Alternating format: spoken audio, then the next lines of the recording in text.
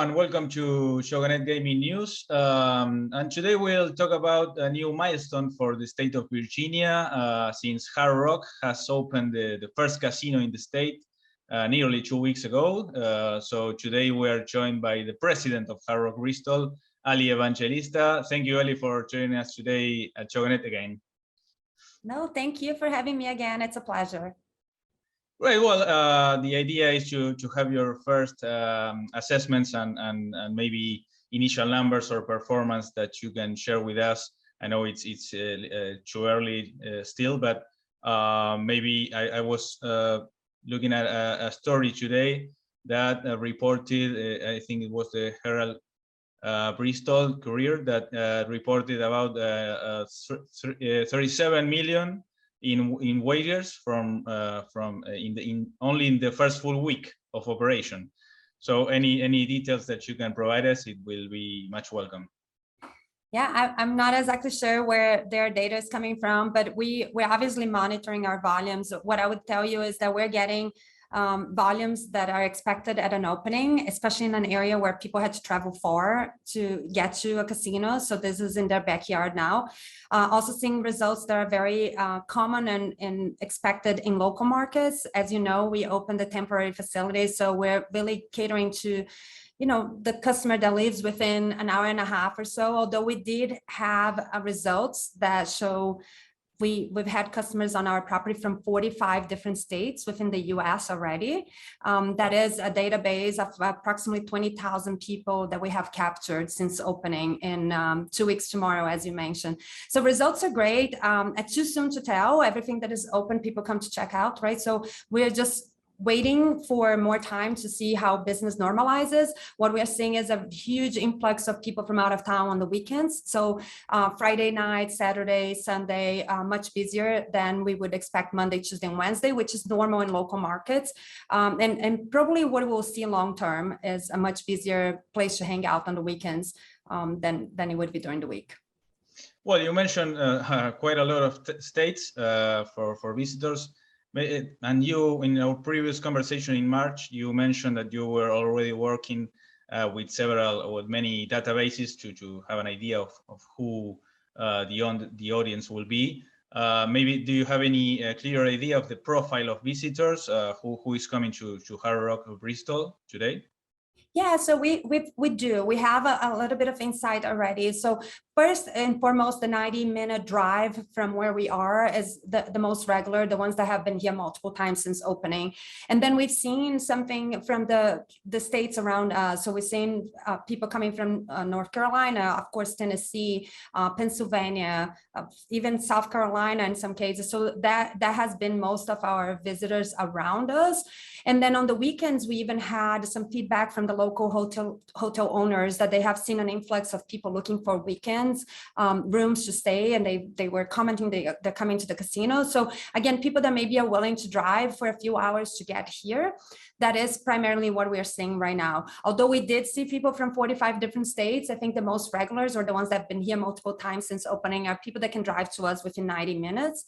But also, we've seen a huge number of database guests that are actually within our database already prior to opening of the property because they have visited one of our properties across the country, primarily in Florida. So we were able to capture those guests who live much closer to us than other locations, and we were able to cater to them this prior weekend where we got to meet one-on-one, and they are basically in our local market, but they were already Hard Rock guests and people that like to travel to Hard Rock properties. So that has been really a very pleasant surprise and something that we intend to cultivate and cater to these guests that already know our brand and that want to come visit us.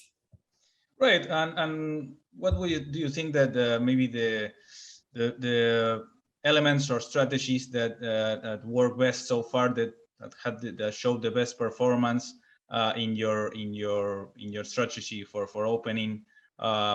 Which elements have proved more so successful, and maybe if there is any improvement room for improvement looking ahead and in the next steps for as well as the days go by in this new property and this temporary venue, right? Right. Yeah, very early on, but the things that we have tried so far that I think have been successful, we are matching tiers. So if our local clients or the ones that get guests are visiting us for the first time, bring the card from a competitor, whether they visited Harris or MGM or Penn National, any of the properties that they may have a tier that they are elevated, they can bring it to us, and we have been matching those because we do know that they will likely visit us more often. So we'll monitor their play. We do have a bounce back offer. So once our guests are in our database and they play with us, they're already getting offers to return. So we didn't do anything right away to just get people to the door because, you have to understand what the audience is and what the demand is. But what we've seen right now, the volumes are aligned with what we would like to see. And we're seeing people return. So what we're doing is already working. I think the loyalty program within Unity, which is our Hard Rock loyalty program that is launching all over the world, is very attractive for guests. They actually get to use our points and the rewards that they receive by playing with us anywhere within the world, cafes, hotels, and any other casino within Hard Rock. So this is definitely a plus that people are seeing, and they are excited about getting into the loyalty program. So we haven't had to do a lot to capture that database. Well, the Unity was one of my questions actually, in terms of the kind of synergies that it generates with other properties and also with digital offerings. And in terms of digital, Hard Rock Digital has launched its sportsbook app in May. I believe it was the second state with this platform in the US, following Arizona back in May.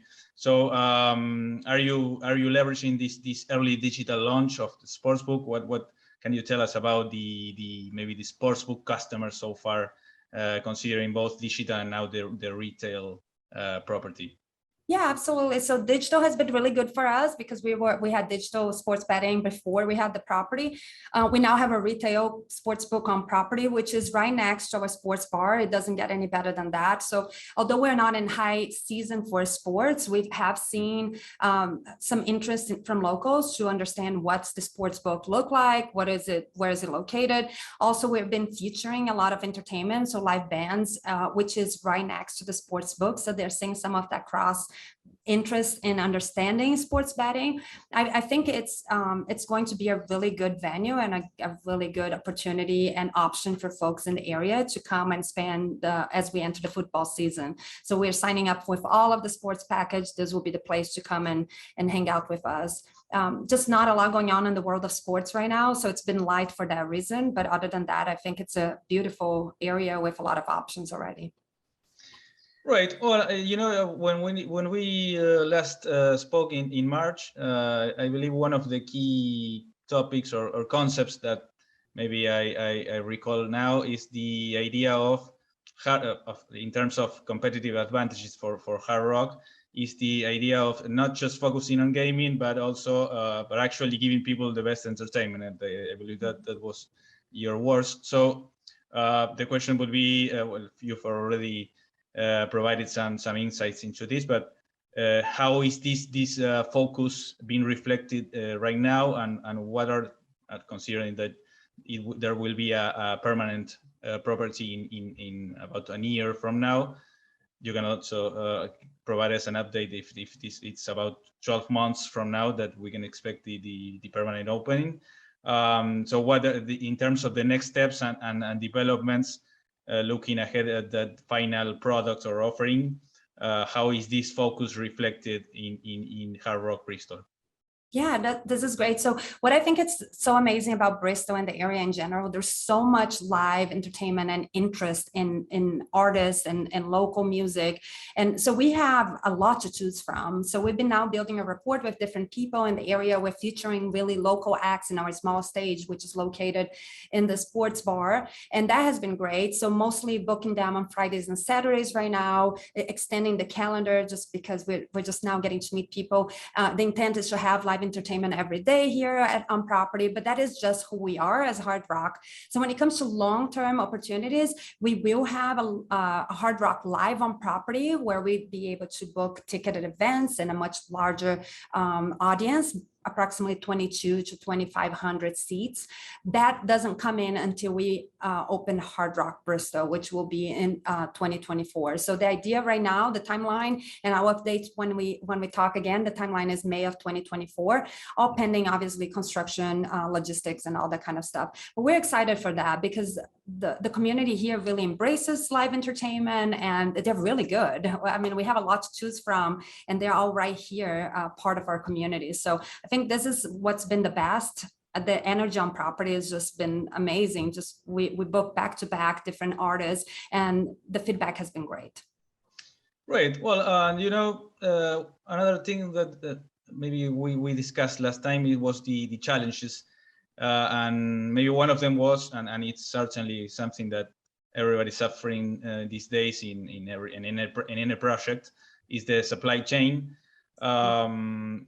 And well, you of course you will have to deal with this for the, I don't know if I'm not sure if the construction for the permanent property is already underway, but what would you say that are the new or how you faced the challenges that you were foreseeing for instance in March, and what are the new challenges that you think that we'll have to face, considering all the background and the hurdles that the economy is bringing in the US and in every project for especially in construction? Yeah, I think what is really great about Hard Rock is we're very fast growing company. So we've been doing construction and projects all over the world, now growing even faster.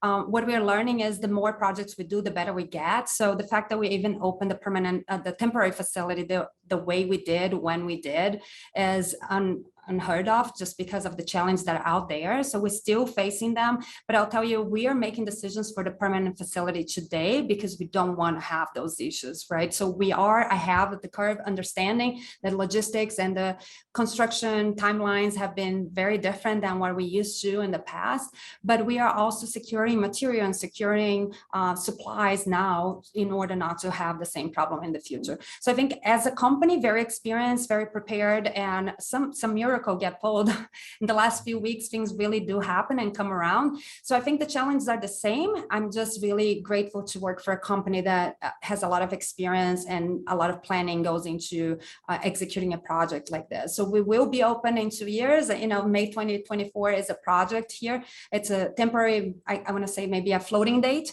More to come when we talk, but I know we will be open within our timeline, and the goal is to do it sooner. So more to come. Now, challenges continue to be the same, whether it's logistics or construction material or workforce, right? It could be workforce to build a project, but also workforce to operate a project. So I think none of that is any foreign to anyone operating anywhere in the world, whether it's in Argentina or US or Europe. I think we're all facing the same things, but we're just getting better by doing it, right? By finding a way to do it. We opened a property on July 8th with little bit less than 600 team members. And I would say 90% of them have never been in a casino. And so being able to be successful in such a short amount of time with people that are the first time in this industry has been very rewarding for all of us. Sure. Two things there. What you mentioned, the workforce. Last time you've already mentioned the focus on hiring local team members and training people. So if maybe if you can elaborate on this and the status, the current situation of this training and hiring, especially local teams, and also in terms of, we've covered a story at Chogonet last week about the traffic that you will be conducting an independent traffic analysis. I think you actually hire an analysis firm for this, to conduct a study looking at the permanent venue. So maybe in these two topics about the training and hiring, and also the traffic study, and based on what already happened in terms of traffic for this new, of course, this new property in the city. That's great. So hiring has been a challenge, just like it was before when we talked in March. It's still now. I will tell you, it's less of a challenge working for Hard Rock. The brand is attractive by itself. People want to work for us. So when we do a hiring event, which we just had one last week, we have another one coming in on Monday. people to show up, and that is great. So I will tell you, there's less effort to get people interested in our brand, which I love that. The one thing I would say is most of our population are local. So we graduated and have most of our table games dealers out of 12 weeks of training dealing for the first time in a live game on July 8th with live money and real chips and real people. And that can be overwhelming, especially when it's a grand opening that feels like New Year's Eve on steroids, right? It's busy, it's crowded, and people are excited. And the fact that my team members did that and they came back on July 9th and 10th, and every day after that, they are better and better. So we have 81 graduated dealers local that had never been dealers before. We have a couple of dozen of team members that came in from other properties to deal and have transferred and moved to the area. So we have some experienced dealers that have been helping us out. And we have a new dealer school that it starts actually on Monday. We hope to get another couple of dozens of team members just to be able to supply opportunity for vacation and potentially more tables and things like that. So that is usually the biggest challenge for gaming, because you can't just hire a dealer and can start next week, right? It takes a long time to learn, but also it takes a long time with real practice to get really good. Now, I will tell you, the community has been nothing but welcoming and very complimentary of our team. They know we're learning. They know we're learning whether it's in the kitchen or as a server or the rock shop. They know we're learning at the Players Club, and they're very complimentary and patient. There is lines and there is maybe a longer wait at a restaurant, but they're happy with the product and they're really happy we're here. So that has been wonderful. So the word is traveling and people continue to want to work for us. That I can't ask for more. So we'll continue to hire, because the other side of it is it's a very different industry. If you never worked in gaming, you may not understand that being a server at a restaurant at a casino, it may be very different than the server at the restaurant down the street. And so the pace, the volumes that we get here are much higher. And so it's not for everyone. Some people just come in and they practice and they learn a little bit and they realize this is not what I want to do. It's hard work. We have a lot of fun, but it's hard work. So what I'm hearing from team members, I had a team member tell me this today, don't tell anyone. And he said, but I would do this for free. I love my job. This is my dream job, right? So the team members that are here, they're loving it. They are grateful for their careers, and they just want to grow and continue to learn. So that's kind of the wrap. We'll continue to hire. It's just an industry with high turnover. For right now, I'm just grateful that they are happy for the choice they made and they want to service our guests, which is great. And then from traffic, I'll tell you, we made some adjustments on traffic lights and turning into the property. We are on a construction site for the next few years. So we only have access to a portion of our land here where the mall used to be. So the good news is when the mall was here, there was a lot of traffic already because that was the place to be. So that is already developed. The only thing is we need to manage the construction that goes around where we're operating, because we continue to build the facility while we're still having fun in this temporary location. So we have been working with local PD. They have been providing assistance with the traffic on the main road. And the study has shown that we are able to support that once we're fully open with no problems based on the volumes that we had before. Now, we do need more parking. So our guests have been very patient. We have a shuttle going around on the weekends because we do have limited parking and we're having to park a little bit further than to the entrance. So we're kind of evaluating and adjusting as much as possible. We move our team members on the weekends so that they can park in a different location and give more parking for our guests. But so far, so good. I can't complain. Volumes are there. Traffic is not bad. A little bit of challenge with parking and a lot of support from the community. Well, quite a lot on the table there, and very exciting indeed.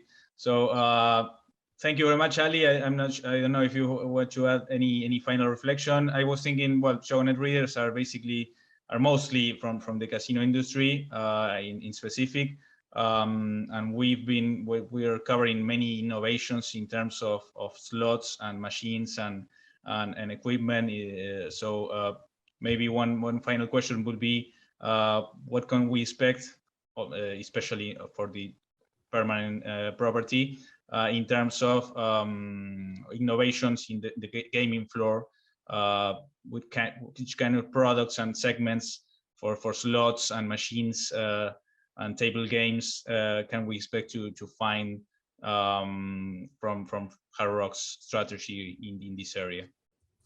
Yeah, so this is a great one. Our product's great. It's a limited number of slot machines. We have 870 of the best product that's out there. Everything that's approved in Virginia that is played everywhere else, we have it. Guests is really happy with product. It's not one machine that is really popular. It's a whole bank of machine, but we have limited space because it is temporary. So can we have more tables? Yes, we have 21 tables now. We intend to, now that we are open, be able to arrange things around to add maybe a handful more of tables by the end of the year. But there is just so much you can offer, right? With such a variety of carnival games out there and different things, we want to make sure that we're mindful and really listening to our guests to make adjustments. Now, from a technology perspective, we do have what you would expect in any property, whether temporary or permanent, which we have the jackpot kiosk, so we can pay our gas very quickly. But something that is new to me, working in this industry for so many years, is that we offer our guests the self-pay jackpot opportunity. So we're now live with that. So if you win a jackpot and you have enrolled in that process where we have your information, we can download all your credits directly to your machine, and it doesn't require hand pay. So you're playing back in play in the same game within seconds rather than waiting 10, 15, 20 minutes, sometimes even longer. So that is live and available here for our guests today, and will continue to be available and permanent. And then also we have what we call Player Boutique, which is something that Hard Rock offers. So anytime that we do promotions, we intend to do and offer that here at the temporary as well, which would be, if you qualify for a gift or something that we're doing a giveaway, you can actually select that at your game at the time you qualify within your play. And that gets shipped straight to your house. You don't have to be carrying a toaster or an air fryer around the casino floor all day long. So we have that technology already available to us, and we intend to use that going forward. So those are a couple of the things that come with it. On top of that, as we mentioned, the Unity card allows you a lot of flexibility to be able to earn your points and redeem anywhere else in the world within Hard Rock. So we're excited about that as well.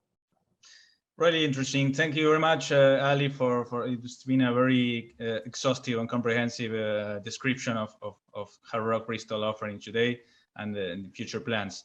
So of course we'll catch up as the new opening comes closer, and once you have any further details to share with Shownet readers. Thank you very much. Thank you.